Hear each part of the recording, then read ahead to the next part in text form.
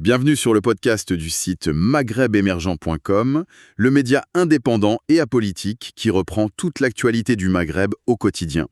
Je suis votre journaliste et animateur pour cette discussion. Et je suis l'invité spécialiste pour aborder le sujet d'aujourd'hui. Alors, aujourd'hui, on va plonger dans un événement assez notable pour le secteur auto en Algérie.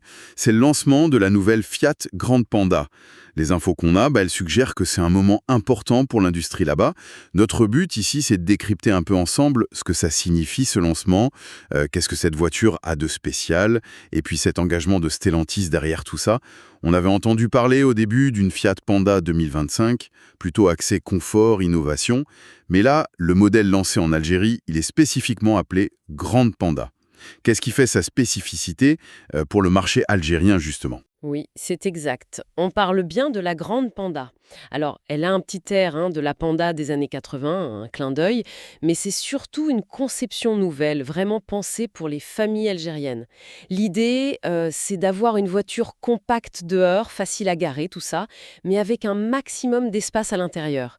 Et puis, on a mis l'accent sur le confort, la fiabilité et une certaine simplicité fonctionnelle. D'accord. Et on entend dire que ce lancement est historique. C'est un mot fort, ça. Qu'est-ce qui justifie ce terme ? Au-delà d'une nouvelle voiture, qu'est-ce qu'il y a de si particulier pour l'industrie algérienne ? Ce côté historique, il vient surtout du mode de production. En fait, la Grande Panda, ce sera le premier véhicule assemblé en Algérie en CKD. CKD, Complete Knockdown, c'est ça ? Exactement. Complet knockdown. Ça se passe dans l'usine Stellantis de Tafraoui, près d'Oran. C'est une vraie montée en gamme technique. Parce que ça veut dire que les ateliers de ferrage, donc la carrosserie et de peinture, sont maintenant complètement opérationnels. Ça a demandé des mois de préparation et d'ailleurs la présence de personnalités comme le secrétaire général du ministère de l'Industrie ou même le PDG de Fiat lors du lancement au Jardin des Lamas. Ça montre bien l'importance institutionnelle et industrielle de l'événement.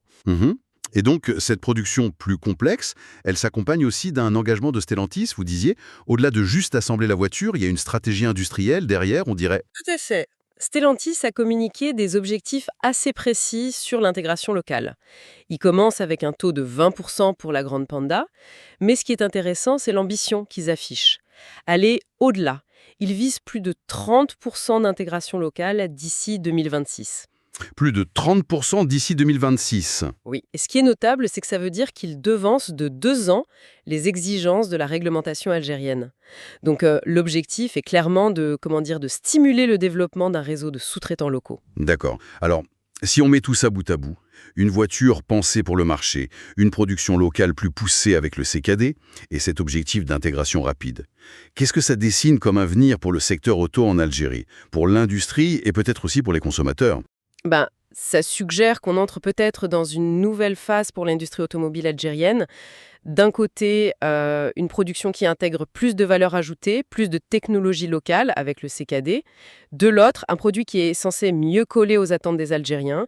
Et puis, il y a cet engagement du constructeur, Stellantis, à tisser des liens plus forts avec tout l'écosystème industriel algérien. Ça pourrait, à terme, on l'espère, avoir des retombées économiques plus larges, stimuler la filière. Donc pour résumer, si on devait retenir les points clés de notre discussion, on a le lancement de cette Fiat Grande Panda, un modèle spécifique pour les familles algériennes. Ensuite, une étape industrielle importante avec la première production en CKD à l'usine de Tafraoui.